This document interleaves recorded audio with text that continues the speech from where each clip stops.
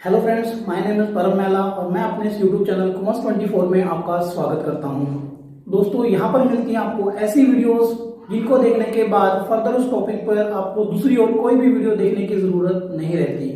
दोस्तों, जैसा कि मैंने आपको प्रॉमिस किया था कि मैं बहुत जल्द आपको 11th अकाउंटेंसी में सिलेबस में क्या क्या चेंजेस हुए हैं उनको लेकर के एक वीडियो अपलोड करने वाला हूं।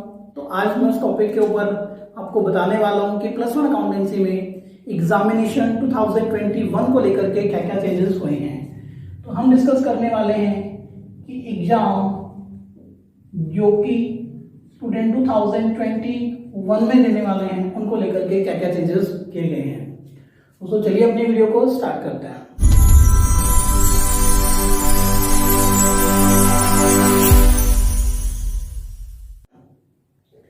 पार्ट ए हमारे पास जो गिवन है फाइनेंशियल अकाउंटिंग का, वहां पर फर्स्ट 2 यूनिट्स आपकी आती हैं। और फर्स्ट यूनिट की अगर हम बात करें तो फर्स्ट यूनिट का जो नेम है वो है थ्योरेटिकल फ्रेमवर्क, जिसमें मोस्टली थ्योरेटिकल चैप्टर्स आते हैं। फाइनल एग्जाम के पॉइंट ऑफ व्यू से अगर देखा जाए तो इसका जो वेटेज है अकॉर्डिंग टू सीबीएसई ब्लूप्रिंट वो 12 मार्क्स का वेटेज यहाँ पर दिया गया है। इट मीन्स फाइनल एग्जाम में इसमें से जो पेपर बनाया जाता है वो 12 मार्क्स का बनाया जाता है। अगर हम यूनिट 2 की बात करें दोस्तों, वो है अकाउंटिंग प्रोसेस। और अकाउंटिंग प्रोसेस जो आपके यूनिट 2 है, फाइनल एग्जाम की वेटेज यहाँ पे रहती है 40 मार्क्स की। तो मतलब इस यूनिट में से जो पेपर आता है वो 40 मार्क्स का होता है अकॉर्डिंग टू सीबीएसई ब्लूप्रिंट। चलिए दोस्तों, पहले यूनिट की बात करते हैं, फर्स्ट यूनिट की। तो यहाँ पर जनरली हमें ये चैप्टर्स देखने को मिलते हैं। यहाँ मैं आपको एक डिस्क्लेमर पहले ही दे देता हूँ कि जो चैप्टर नंबर्स है वो आपकी बुक में वेरी कर सकते हैं, बट चैप्टर्स आपको मिलेंगे। दैट्स व्हाई मैंने यहाँ पे चैप्टर्स के नेम भी मेंशन किए हैं और इवन कुछ जगह पे मैंने टॉपिक्स भी मेंशन कर दिए हैं। ये दोस्तों बात करते हैं फर्स्ट यूनिट के फर्स्ट चैप्टर की। तो फर्स्ट चैप्टर कुछ इस तरह से आपको वहां पे मिल जाता है, अकाउंटिंग इंट्रोडक्शन, जिसमें accounting concept, objective, advantage of accounting, types of accounting, limitations, users, ये वाला टॉपिक आपको जिस चैप्टर में मिलते हैं तो फर्स्ट चैप्टर है। और उस चैप्टर में सीबीएसई जो अपडेट है वो ये है कि इसमें अभी तक कोई भी चेंज नहीं हुआ है। तो यहां मैं लिख रहा हूं नो चेंज। तो इस चैप्टर में कोई भी चेंज नहीं है। अब मैं बात करता हूं बेसिक अकाउंटिंग टर्म वाले चैप्टर में, तो यहां पर भी कोई भी चेंज नहीं किया गया है। नेक्स्ट चैप्टर आपको मिलता है अकाउंटिंग प्रिंसिपल्स, जिसमें आप अकाउंटिंग कॉन्सेप्ट और कुछ कन्वेंशंस पढ़ते हैं, like business entity concept, matching principal etcetera. तो जिस चैप्टर में आपको ये मिलता है उसमें भी कोई भी चेंज नहीं किया गया है। नेक्स्ट चैप्टर आपको कुछ मिल जाता है Indian accounting standards and IFRS को लेकर के, वहां पर भी कोई भी चेंज नहीं है। और process and bases of accounting का एक चैप्टर आपको फर्स्ट यूनिट में मिलता है, वहां पर भी कोई भी चेंज नहीं किया गया। तो इन शॉर्ट वी कैन से कि जो फर्स्ट हमारी यूनिट है थ्योरेटिकल फ्रेमवर्क वाली, जिसमें मोस्टली थ्योरेटिकल चैप्टर्स आते हैं और 12 मार्क्स का जिसका वेटेज है, उसमें कोई भी चेंज नहीं किया गया है। तो ये दोस्तों अब बात करते हैं यूनिट नंबर 2 की, अकाउंटिंग प्रोसेस। दोस्तों यूनिट नंबर 2 में ये चैप्टर्स कुछ हमें मिलते हैं। अकाउंटिंग इक्वेशन वाला चैप्टर है और कोई भी चेंज उस चैप्टर में नहीं किया गया। उसके बाद नेक्स्ट चैप्टर कुछ आपको मिल जाएगा सोर्स डॉक्यूमेंट एंड वाउचर करके। तो इस वाले चैप्टर में भी कोई भी चेंज नहीं हुआ है, ये एज इट इज है जैसे कि पहले था। उसके बाद फिर बुक्स ऑफ ओरिजिनल एंट्री और जो जर्नल एंट्रीज वाला आपका जो चैप्टर है उसमें भी कोई भी चेंज अब की बार नहीं किया गया है मार्च 2021 के एग्जाम को लेकर के। तो ये भी एज इट इज है।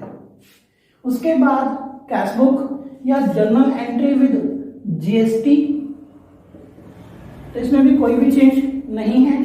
कैश बुक वाले चैप्टर में भी कोई भी चेंज नहीं किया गया है। उसके बाद सब्सिडरी बुक्स का हमारा चैप्टर मिल जाता है, जिसमें आप purchase book, sales book, purchase return, sales return, ये वाली बुक जहां पर आप बनाते हैं उस चैप्टर में भी कोई भी चेंज नहीं हुआ है। फिर लेजर एंड ट्रायल बैलेंस करके आपको चैप्टर मिल जाता है। इट में भी पॉसिबल कि लेजर पे एक सेपरेट चैप्टर हो और ट्रायल बैलेंस पे एक सेपरेट चैप्टर आपके बुक में हो। तो लेजर एंड ट्रायल बैलेंस वाले चैप्टर्स में भी कोई भी चेंज नहीं हुआ। अब आप कहेंगे सर अभी तक जितने भी चैप्टर्स आपने बताए उनमें कोई भी चेंज नहीं है, तो क्या पूरी यूनिट में चेंज नहीं है? तो सेकेंड यूनिट के 2 चैप्टर्स में चेंजेस किए गए हैं। उसमें पहला जो चैप्टर आता है वो है बैंक रिकॉन्सिलिएशन स्टेटमेंट। तो बैंक रिकॉन्सिलिएशन स्टेटमेंट बीआरएस वाला जो चैप्टर्स है उसमें चेंज किया गया है। क्या चेंज किया गया हम डिस्कस करेंगे लेटर, लेकिन कुछ आगे वाले चैप्टर्स में ले लेते हैं जिनमें कोई चेंज नहीं है। तो फर्दर अगर मैं बात करूं डेप्रिसिएशन या फिर प्रोविजन एंड रिजर्व्स वाले चैप्टर की, तो ना तो कोई चेंज डेप्रिसिएशन वाले चैप्टर में हुआ है और ना ही कोई चेंज रिजर्व्स एंड प्रोविजंस वाले चैप्टर में किया गया है। तो चैप्टर एज इट इज है। Bill of exchange, bill of exchange वाले चैप्टर में चेंज हुआ है दोस्तों। बिल ऑफ एक्सचेंज वाला भी चैप्टर ऐसा है जिसमें अब की बार चेंज किए गए हैं। और उसके बाद जो लास्ट चैप्टर आपको सेकंड यूनिट में मिलता है that is rectification of errors. Rectification of error वाला भी जो चैप्टर है इसमें भी कोई चेंज नहीं है। तो इन 2 चैप्टर्स में कोई चेंज नहीं हुआ है। No change here and no change here.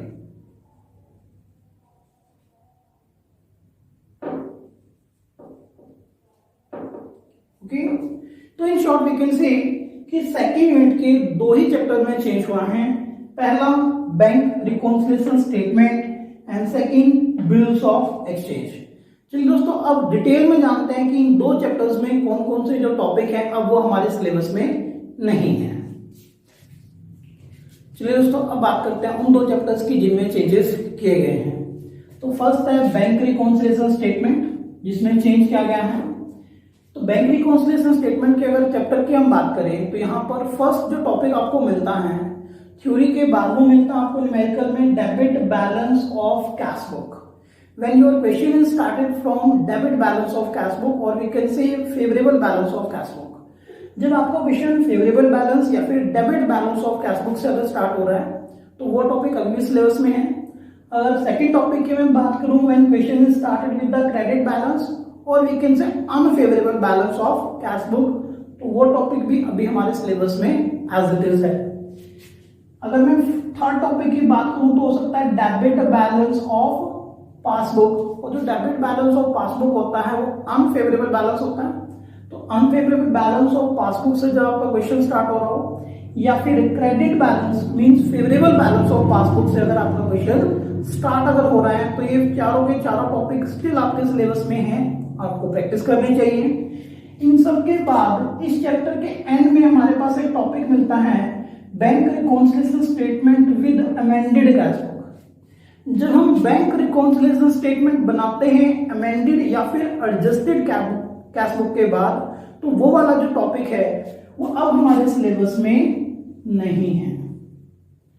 तो ये टॉपिक हमारे सिलेबस में अभी भी है 4 के 4, बट ये वाला जो टॉपिक है अब हमारे सिलेबस में ये नहीं है। तो इसको मैं यहां लिख रहा हूं आउट ऑफ सिलेबस। दोस्तों एग्जाम के पॉइंट ऑफ से अगर मैं बात करूं तो ये टॉपिक अब आपको करने की जरूरत नहीं है, बट मेरा पर्सनल जो आपको सजेशन है वो यही है कि नॉलेज पॉइंट ऑफ से आपको ये टॉपिक जरूर करना चाहिए। लेकिन अगर एग्जाम पॉइंट ऑफ से बात करें तो ये टॉपिक अब हमारे सिलेबस में नहीं है, तो यहां से कोई भी क्वेश्चन अब आपको नहीं आना है। तो अब हम बात करते हैं अपने सेकेंड चैप्टर की जिसमें चेंजेस किए गए हैं, वो है बिल ऑफ एक्सचेंज। दोस्तों मैं यहाँ पे कोशिश कर रहा हूँ आपको पूरे चैप्टर का ओवरव्यू दे दूं, इवन आपको टॉपिक्स भी बता दूं कि इस चैप्टर में कौन कौन से टॉपिक हैं और कौन सा टॉपिक अब आपके सिलेबस में नहीं है। तो अगर आप चाहें तो अभी अपनी जो अकाउंट की बुक है उसको ओपन करके रिस्पेक्टिव चैप्टर को ओपन करके आप उन टॉपिक को भी फाइंड आउट कर सकते हो कौन से टॉपिक आपके सिलेबस में हैं और कौन से जो टॉपिक है अब वो सिलेबस का पार्ट नहीं है। दोस्तों पहले तो कंप्लीट थ्योरी आ जाती है। बिल ऑफ एक्सचेंज वाले चैप्टर में जो भी थ्योरेटिकल टॉपिक्स हैं, चाहे वो concept of bill of exchange हो या features of bill of exchange हो या parties of bill of exchange हो या difference between bill of exchange, promissory note, advantages, limitation, वो सारे के सारे टॉपिक अभी भी सिलेबस में हैं, तो कोई भी थ्योरेटिकल टॉपिक यहां से कट नहीं हुआ है। तो ये हमारे सिलेबस में अभी भी है। उसके बाद दोस्तों अगर बात करते हैं न्यूमेरिकल टॉपिक्स की, तो जहां से न्यूमेरिकल स्टार्ट होता है, counting treatment of bill of exchange start होता है, तो जनरली हमें वहां पे फर्स्ट टॉपिक मिलता है when bill is written by the dryer in his position. तो जब किसी बिल को ड्रॉयर के द्वारा अपने ही पोजीशन में रखा जाता है तो ये टॉपिक भी हमारे सिलेबस में भी है। When bill is sent for collection, जब हम उसको बैंक में भेज देते हैं कलेक्शन पर्पज के लिए, स्टिल आपके सिलेबस में है। एंडोर्समेंट ऑफ बिल, किसी थर्ड पर्सन को बिल ट्रांसफर कर देना, स्टिल वो आपके सिलेबस में है। और discounting of a bill, dishonour of a bill, ये टॉपिक भी आपके उस चैप्टर में जो है वो स्टिल आपके सिलेबस का पार्ट है। दोस्तों तो कौन सा टॉपिक सिलेबस का पार्ट अब नहीं रहे हैं, तो वो है रिटायरिंग ऑफ अ बिल। तो ये वाला जो टॉपिक है retiring of a bill and renewal of a bill, bill का नवीकरण, तो ये दोनों टॉपिक अब हमारे सिलेबस में नहीं है। तो इनको मैं लिख रहा हूं कि दोनों टॉपिक जो है वो आउट ऑफ सिलेबस है, आउट ऑफ सिलेबस। उसके बाद दोस्तों बात करें अगर accounting treatment of accommodation bill, next और लास्ट टॉपिक जो आपको बिल ऑफ एक्सचेंज वाले चैप्टर में मिलेगा, this will be accommodation bill. और एकोमोडेशन बिल का जो थियोरेटिकल टॉपिक है, जो कंसेप्ट ऑफ एकोमोडेशन बिल है, एक बिल और काइट बिल भी इसको कहा जाता है, तो इसका जो थियोरेटिकल कंसेप्ट है वो आपको पढ़ना है, वो आपके सिलेबस में है। लेकिन इसका जो अकाउंटिंग ट्रीटमेंट है वो पहले से ही लास्ट ईयर से हमारे सिलेबस में नहीं था और अभी भी हमारे सिलेबस का पार्ट नहीं है। तो अकाउंटिंग ट्रीटमेंट की अगर मैं बात करूं एकोमोडेशन बिल की, तो ये वाला टॉपिक भी है, वो भी आउट ऑफ सिलेबस है। इसे भी कर लेते हैं क्रॉस। चलिए दोस्तों अब अपने वीडियो में आगे बढ़ते हैं और देखते हैं पार्ट बी को। पार्ट बी जो है वो है फाइनेंशियल अकाउंटिंग 2, जो कि 20 मार्क्स का आपका है। आपकी यूनिट नंबर जो 3 है, यूनिट नंबर 3, जिसमें हम financial statement of sole proprietorship, जिसे हम एकांकी व्यापार या सोल ट्रेड भी कहते हैं, उसके फाइनेंशियल स्टेटमेंट हम प्रिपेयर करते हैं। जिसमें फर्स्ट जो चैप्टर आपको देखने को मिलता है वो है identification of revenue and capital items, जिसमें हम रेवेन्यू आइटम और कैपिटल आइटम का आइडेंटिफिकेशन पहले सीखते हैं। वो अभी भी आपके सिलेबस का पार्ट है और इसमें कोई भी चेंज नहीं किया गया है। नेक्स्ट चैप्टर आपको वहां पे मिल जाता है फाइनेंशियल स्टेटमेंट विदाउट एडजस्टमेंट करके, फाइनेंशियल स्टेटमेंट जिसमें हम trading profit and loss account और बैलेंस शीट बनाते हैं। तो इस चैप्टर में भी अब की बार कोई भी चेंज नहीं किया गया है और ना ही कोई चेंज विदाउट एडजस्टमेंट के बाद विद एडजस्टमेंट वाले चैप्टर में किया गया है। अब अपनी बुक में इन चैप्टर्स को फाइंड आउट कर सकते हैं और वहां पे टिक कर सकते हैं कि इनमें कोई भी चेंज नहीं किया गया है। लेकिन जो नेक्स्ट चैप्टर आपको वहां पे मिलता है अकाउंट्स फ्रॉम इनकम्प्लीट रिकॉर्ड, इस चैप्टर में चेंजेस किए गए हैं। चलिए देखते हैं क्या यहाँ पे चेंज किया गया है। अकाउंट फ्रॉम इनकम्प्लीट रिकॉर्ड में से एक तो थियोरेटिकल टॉपिक आपका कट हो गया है, जो कि difference between incomplete record and statement of fair के बीच में है। लेकिन मेनली जो यहाँ पे चेंज किया गया है वो न्यूमेरिकल में एक मेथड, जिसके हम कन्वर्जन मेथड कहते थे, और यहाँ पर हम total debtor account, total writer account के बाद जो इनकम्प्लीट रिकॉर्ड है इसको डबल एंट्री सिस्टम में कन्वर्ट करके फिर हम trading profit and loss account और बैलेंस शीट बनाते थे। तो जनरली इसको कन्वर्जन मेथड का नाम दिया गया है। तो कन्वर्जन मेथड वाला जो टॉपिक है, जिसमें हम इनकम्प्लीट रिकॉर्ड से पहले complete record dual entry system पे आते हैं, डबल एंट्री सिस्टम पे, और उसके बाद ट्रेडिंग अकाउंट, P&L अकाउंट और बैलेंस शीट बनाते हैं, तो वो वाला जो टॉपिक है अब हमारे सिलेबस में नहीं रह गया है। तो इस टॉपिक को आप इस चैप्टर में फाइंड आउट कर लेंगे, कन्वर्जन मेथड को, जिसमें P&L और बैलेंस शीट आपको मिलेगा। तो ये वाला जो टॉपिक है वो अब आउट ऑफ सिलेबस हो गया है, वहां तक ये आउट ऑफ सिलेबस है। तो पार्शियली ये सिलेबस में है और वो वाला टॉपिक अब सिलेबस में नहीं है। चलिए अब बात करते हैं यूनिट नंबर 4 की। और यूनिट नंबर जो 4 है वो आपकी कंप्यूटर इन अकाउंटिंग वाली यूनिट है। और बेसिकली अगर इसका वेटेज देखा जाए तो according to CBSE blueprint unit number 4 का जो वेटेज है फाइनल एग्जाम में वो 8 मार्क्स का रहता है, और यूनिट नंबर 3 का जो वेटेज है वो 20 मार्क्स का रहता है। तो कंप्यूटर इन अकाउंटिंग में वैसे तो बहुत सारे जो सिलेबस है वो रिड्यूस कर दिया है, सिर्फ यही एक ऐसी मेन यूनिट है जिसमें बहुत सारे टॉपिक जो है वो सिलेबस से कट किए गए हैं। तो दैट्स व्हाई मैं आपको बता रहा हूं कि अब इस यूनिट में सिलेबस में रह क्या गया है। तो इन सिलेबस क्या यहां पर है, introduction of computer in syllabus है, जिसमें कंप्यूटर का जो मीनिंग आ जाएगा, meaning of computer system, components of computer system, advantages जिसको कैपेबिलिटीज भी बोल सकते हैं, डिसएडवांटेजेस या फिर लिमिटेशन ऑफ कंप्यूटर सिस्टम, ये अभी आपके सिलेबस में है। और इसके साथ साथ मीनिंग ऑफ AIS, जिसका फुल फॉर्म होता है accounting information system, only meaning ये आपके सिलेबस में है और रिमेनिंग चीज आपके सिलेबस में नहीं है।